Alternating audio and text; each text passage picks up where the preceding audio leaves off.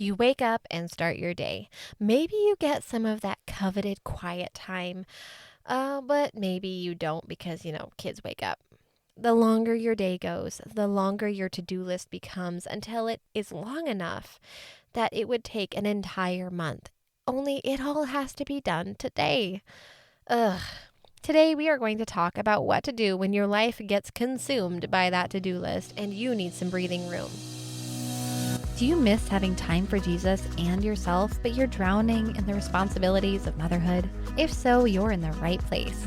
Hi, I'm Cheryl, wife, girl mom, and Jesus follower. I learned the not-so-secret ways to become the mom my girls needed by prioritizing Jesus back into my mom life and reclaiming my identity in Christ. If you're ready to build faith while washing dishes, rediscover your identity, and love yourself like your babies do, grab your earbuds and lock that bathroom door for a minute alone. It's time for Mom.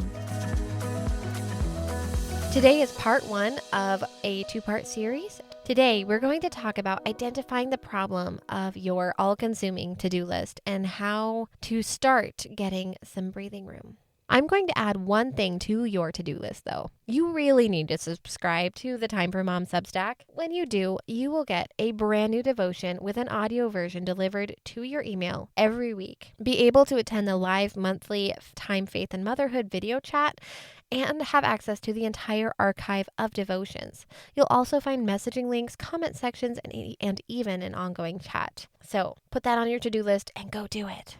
All right. So as a stay-at-home mom, there is always something to do.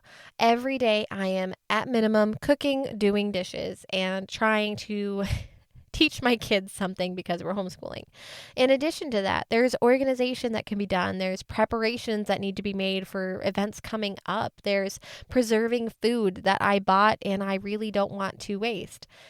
And that is just a broad view of all of the tasks that are just inside the house. That does not include the ones that my kids have for me. And there's always work to be done outside of the house. And it is so easy to get overwhelmed with your daily to-do list.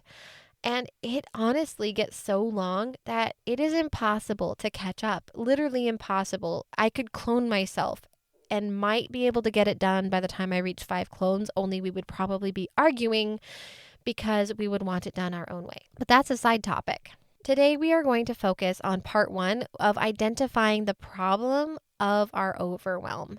So these are a set of questions that I want you to answer, and they're going to be in the show notes. So if you can't remember what they are, click on the show notes and they'll be in there. All right, grab a pen and paper. You got this. Number 1, are you in a season where you just can't do all the things? These seasons are real. They happen, and it's nothing to be ashamed of. If you have a newborn, or even up to 6 months really, and they are in the middle of cluster feeding, you are simply not going to be able to do all of the to-dos because your child is depending on you for its life.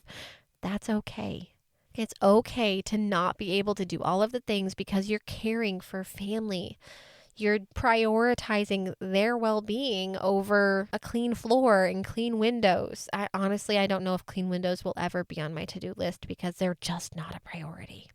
The second question that I want you to really, really think about is, do you have a time management problem, or are you at the max capacity of what you can actually do as a human?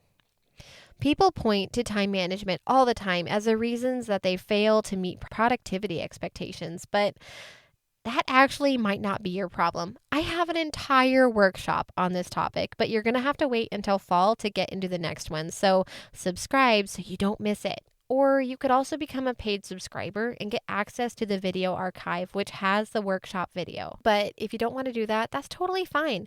I'm going to have some related episodes linked in the show notes that dive just a little bit deeper into this topic of whether it's time management or if it's a priority problem. Number 3. Are your tasks actually doable with the time you have and you're just overwhelmed by them? Or do you have too many tasks?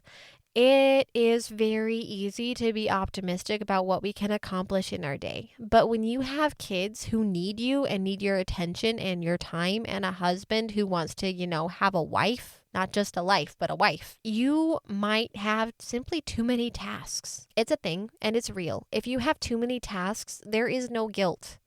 It simply means that you're going to need to step back and listen to part 2, because we're going to dive into some things to help you reduce your task list and your overwhelm. Number 4, are you letting people help you, or are you disguising control as making your life easier? I am totally preaching to myself here. It is so much easier to do things myself because I won't have to redo those things. But that is a short-term fix that cripples not just me, but my entire family. If I let my control freak nature get in the way of training my kids, I am crippling my kids. They will not get my time, my attention, or my love, because I'm going to be focusing all my time and attention and love on the dirty dishes and the laundry pile. So, are you letting people help you, or are you disguising your control freak nature? Okay, it's a thing. It's no shade here. I already admitted this is something that is a consistent struggle that I didn't know was a problem until I got married and realized, oh my gosh, I am a control freak. No shade, just something that we need to work on.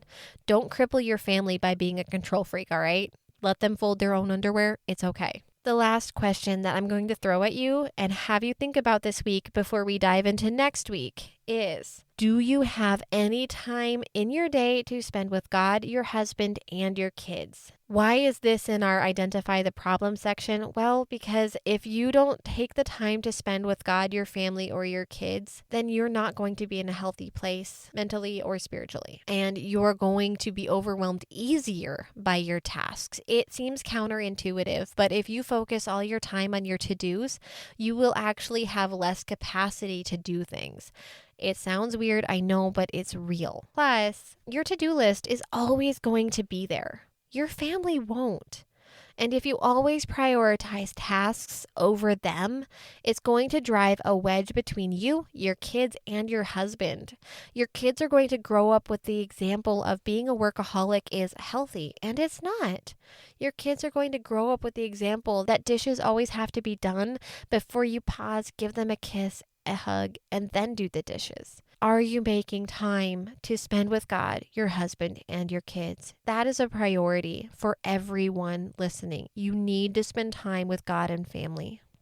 All right, that went a little quicker than I thought. I'm going to give you a real quick recap. I'm not going to dive into it. And like I said, there will be a list of questions in the show notes so you can copy and paste or write them down. But I really want you to think about this week before we dive into part 2 next week of how to fix the problem. And if you're really just like, oh my gosh, I'm so overwhelmed, that's okay. You know what? I also have coaching available because this is a struggle for so many people. If you're needing help identifying your problems and your priorities, that's okay. There's a link. Click on the link. You can schedule a call and we'll start tackling this together. You don't have to do it alone. All right, so that recap I promised. Number 1, are you in a season where you just cannot do all the things? Number 2, do you have a time management problem, or are you at max capacity of what you can do as a person? Number 3, are your tasks doable, or are you overwhelmed by them? Number 4, are you letting people help you, or are you disguising control as making your life easier? And number 5, have you made time in your day to spend with God, your husband, and your kids? Until next week, I pray that you will think these over and pray about them and ask God to help you identify the problems so we can tackle the solutions together. Love, Cheryl. Hey, beautiful. I hope you enjoyed today's episode. If so, would you take 30 seconds to share this with a mom who is wading through those mounds of laundry and dishes and wishing for just a little me time? Also, please leave a quick review for the show on Apple Podcasts. It makes my day to know this podcast has helped you. Well, it's time for me to wash more dishes and cook more food. I'll meet you next Wednesday for another episode. Until then, may the God of grace fill you with his peace.